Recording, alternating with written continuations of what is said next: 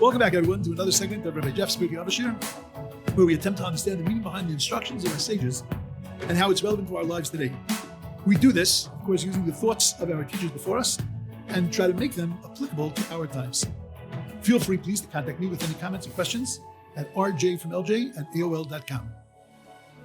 The Pirkei Avos podcast is a project of the Intentional Jew Podcast Network, where we actively encourage Jews to think and engage in the search of how to be intentionally Jewish. Check us out on intentionaljew.com. That the words in the Mishnah are always chosen very carefully. And that if the Mishnah chooses the words, Ezui derech yeshara, what is the derech yeshara? What is the straight path? So then the other words weren't used for a reason. So why was it Davko, these words that we're using, that he was asking them to search out the derech yeshara, the straight path? So we understand as follows, that I mentioned yesterday that the Nachash, the snake, is introduced to us in the book of Bereshis. The Nachash in the third chapter of Bereshis looms huge, and that he causes the downfall of man, causes the downfall of woman, he causes the change in the world. The world was supposed to live, the people that were created were supposed to live forever. Death was not yet brought into the world. And it was only because of the Maisa, the story with the Nachash, did death get brought into the world. After we see the Nachash in that event, we then see the Nachash again later in the book of Bereshis, that when Yosef gets thrown into the pit, it says, Habor reik ve'ein bo mayim. The pit was empty and there was no water. Rashi points out, mayim ein bo, there was no water, but nechashim ve'akrovim yesh bo, but there were snakes and scorpions in the pit. So once again, we see scorpions. We see snakes, excuse me.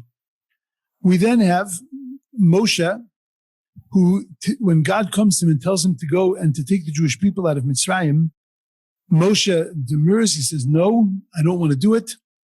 He's hesitant.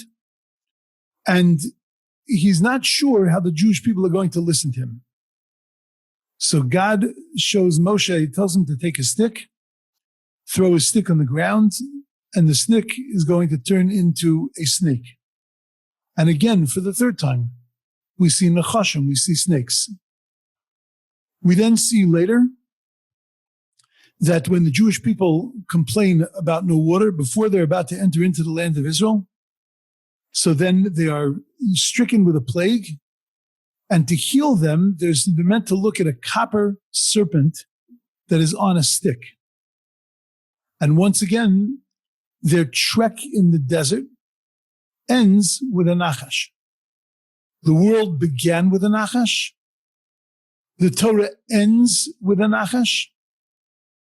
And we need to understand what role does the Nachash, does the snake play in our history, and what role does it play in our philosophic understanding of what God wants from us in this world.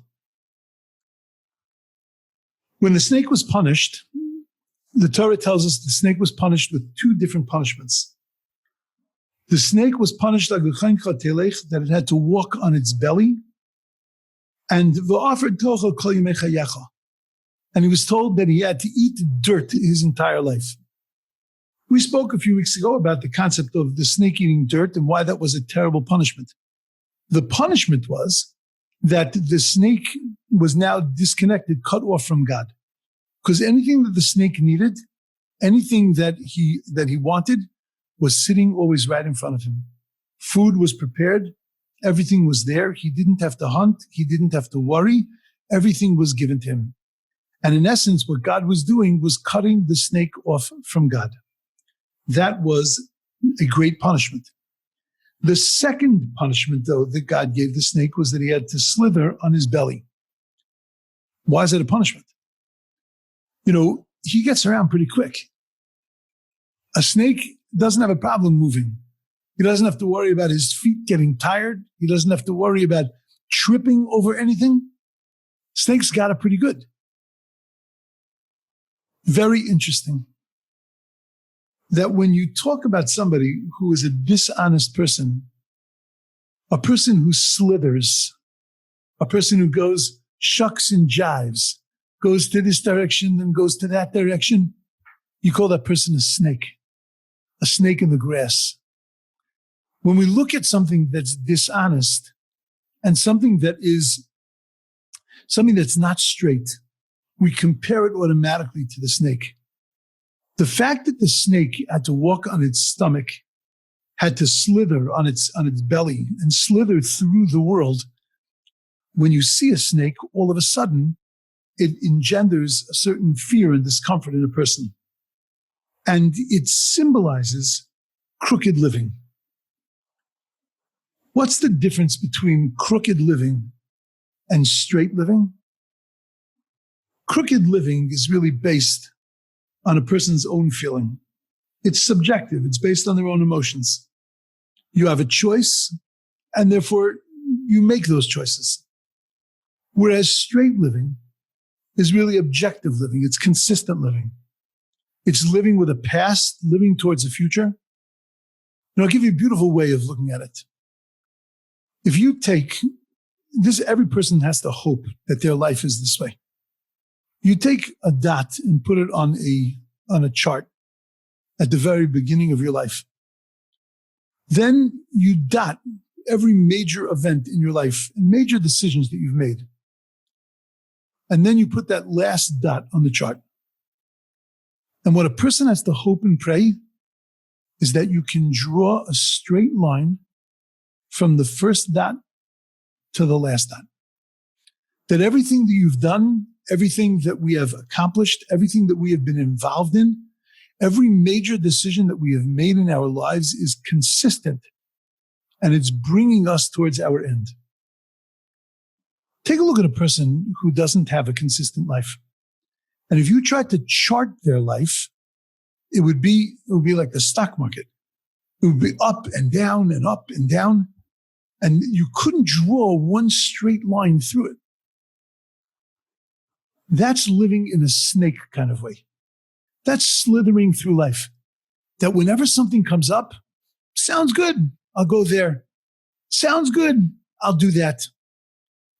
We like to say in a liberal way that it's eclectic living, but it's much deeper than eclectic living. It's really ultimately living without an ultimate purpose, but it's living in a very subjective, in a very, very personal kind of way that is focused really on my own ideas and my own pleasures and not connected into some larger picture, not connected into a past, not focused towards a future, not something that's looking and guided by something outside of myself, something greater than myself. And that's the difference between a straight line and a crooked line, between the line of the snake, between the line of the nachash. The nachash was punished that it now had to walk on its belly, because that's exactly what the nachash's life was. The nachash made a decision that it was going to go against the creation of God. It was going to go against what God had put and defined and designed for this world. And if he couldn't do it himself, he was going to cause man to do it for him. He was going to cause man to rebel against God. And therefore, the snake was living with his own self.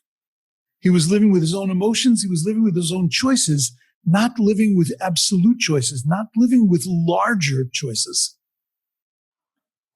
Yosef gets thrown in a pit. God wants to send Yosef a message. There is no question that Yosef understood that his brothers threw him in the pit.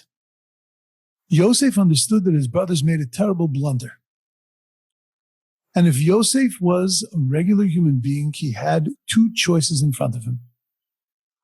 He could vow vengeance and revenge against his brothers, and that someday he was going to get them back. Or he could look at it and he could say that there's something much bigger than me that's going on here, something much bigger than this pit. God is involved. There's something larger. This is part of the destiny of the people that we are becoming.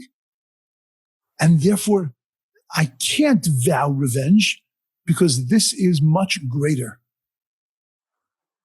God shows Yosef a snake. He gets thrown in the pit, and Rashi points out that there is no water in the pit. It's an empty pit. That would have been enough. But it wasn't just empty. There were nechashim, there were snakes in the pit, because God was sending a message to Yosef that if you follow your emotions, if you follow your own decisions, if you follow your own self, you could end up here in absolute destruction. This could be the end of your line. If you live like a nachash, so then you live a life that's all over the place.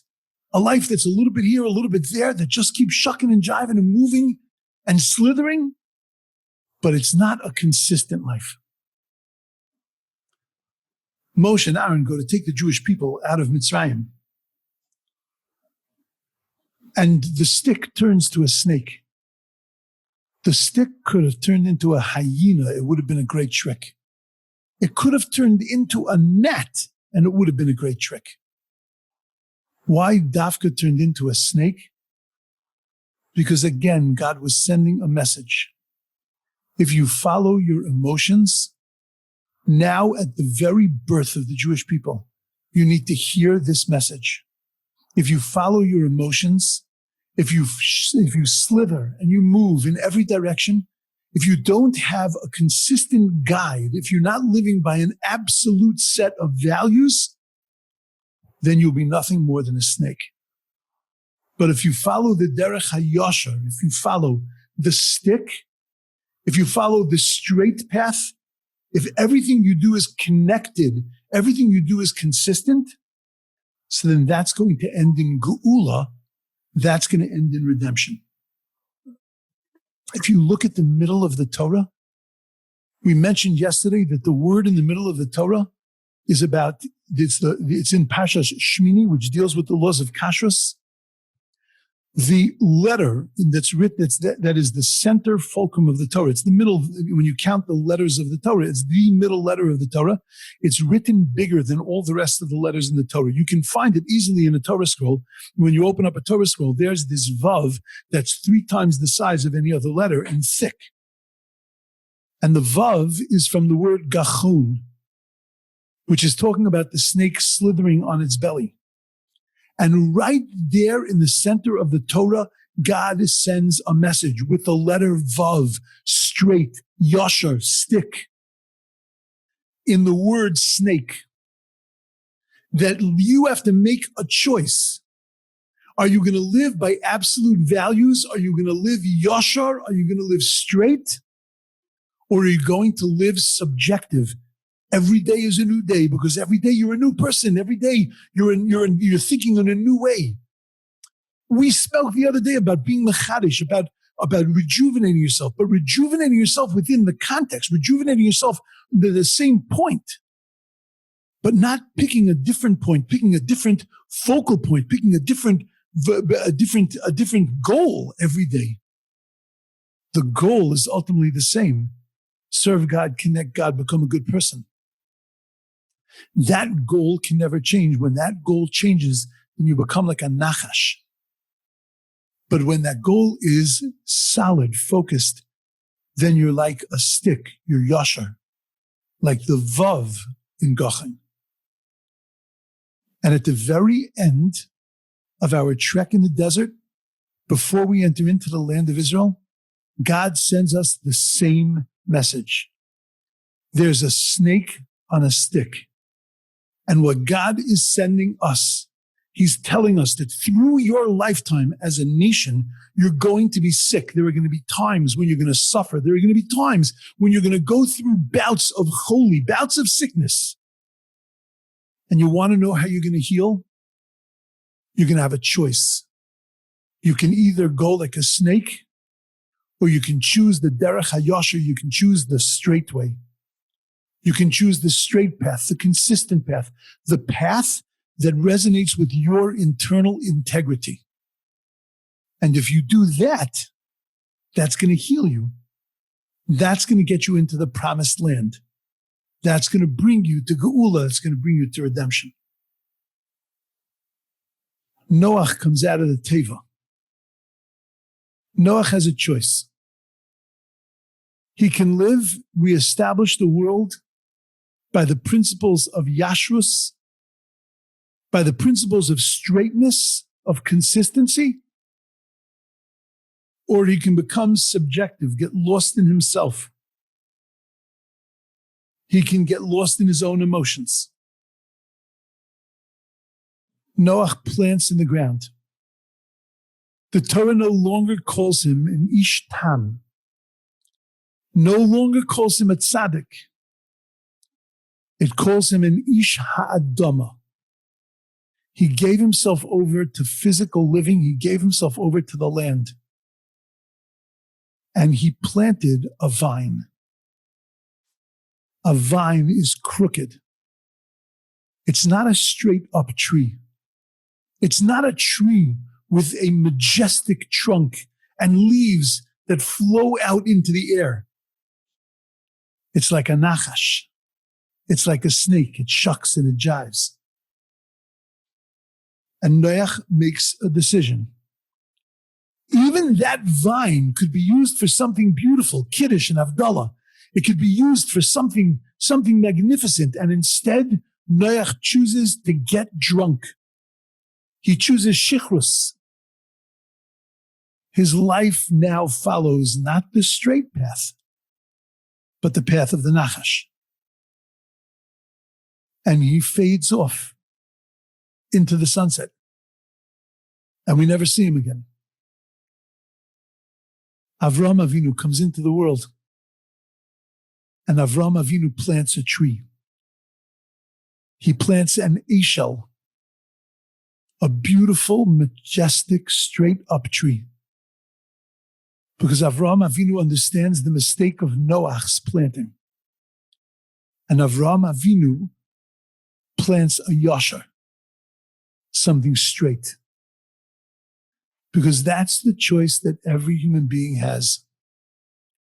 Every human being has the choice to be objective or subjective, to follow absolute rules, absolute Torah, or to live a very subjective, unfocused kind of life, which is based on my feelings, based on my perspectives, based on whatever winds are blowing today, that's where I am. There was this fellow who was the only Jew that had a non-Jewish father coming out of Mitzrayim. He didn't have a tribe. And he goes to the court of Moshe Rabbeinu, and Moshe, he wants to be in the tribe of Dan, which is mother's tribe. And Moshe paskins that he can't be in the tribe of Dan because doesn't have a father from the tribe of Dan. And it says that he goes out and he blasphemes God. He curses God using God's name. In the end, he gets put to death. It's a capital crime. We're taught that section in the Torah, that is in fact a capital crime. But when it says that that man went out, so Rashi gives a few different understandings. One of them is that he went out, like I explained to you, from the Beis Din of Moshe, and he was told that he can't be from the tribe of Dan. But Rashi brings another possibility. That what happened was that he heard that in the temple and tabernacle, they're going to make bread once a week and put it on the table of the showbread. And that bread was going to be changed out every Shabbos morning. Baked on Friday, changed out on Shabbos, and then the bread from the previous week that was changed out on Shabbos was going to be given to the Kohanim. And he went ballistic. What kind of chutzpah is that? That this is what you're going to do to God? You're going to keep stale bread on the table and you're going to give that to the Kohanim? They're going to get bread that's been sitting out for a week? This was pre-bakery time. There weren't preservatives that they put inside that bread. This was long before Entenmann's. This stuff didn't have a shelf life of 17 years. This stuff was going to be gone right away. And by the time that week was over, this stuff was going to be completely destroyed and moldy. And he blasphemed God. Now, do you understand the problem with that? On the one hand, he's defending God. He's saying, God, It's not covered to God. This is disgusting. You can't treat God this way. And how does he carry that out? He curses the very God that he was trying to defend. So our rabbis explain that he's very recognizable, this fellow. This fellow is called an activist. And he's an activist because it just depends on the situation. He's always, we call them in Hebrew, a kitzoni. He's always going to the extreme. And when you look at the extremes that he lives his life by, 1 week he's living his life by this, and the next week he's living his life by this. And if you take those two things and compare them to each other, they are often contradictory. And he becomes passionate and engaged and involved in a lifestyle. And then he becomes passionate and engaged in another lifestyle. And those lifestyles are often contradictory to each other. That's the life of a snake. A derech hayosher is a person who goes through his life and many times he becomes passionate. And he becomes passionate about different things, but those things are consistent. They're consistent to his core. They're consistent to his values. They're consistent to his very essence. Comes along Rabbi Yochanan ben Zakkai and he turns to his 5 beautiful students. And he says to his 5 students, Ezuhi derech hayasher sheyaver bayas sheyidabek bayas adam. What's the way to become a yashar? What's the point to weave through everything in your life?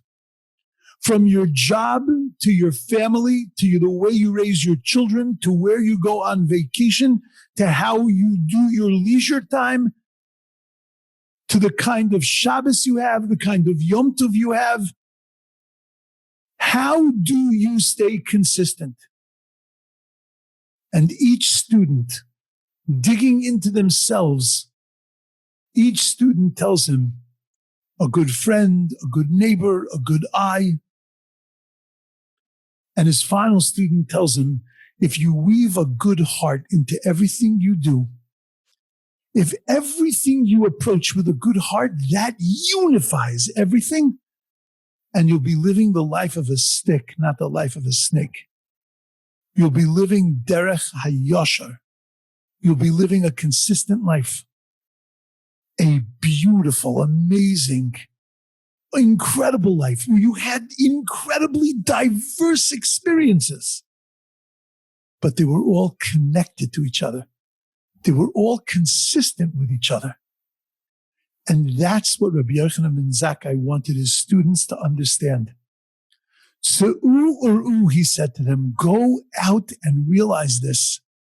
Life is awesome when it's lived consistently.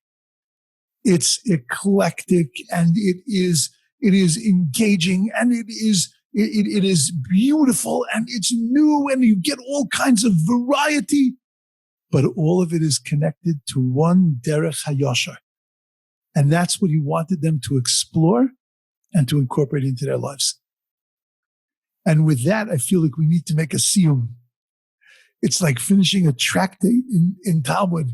This took us a little bit, but I think that it's an important understanding the each little piece and the larger picture of it.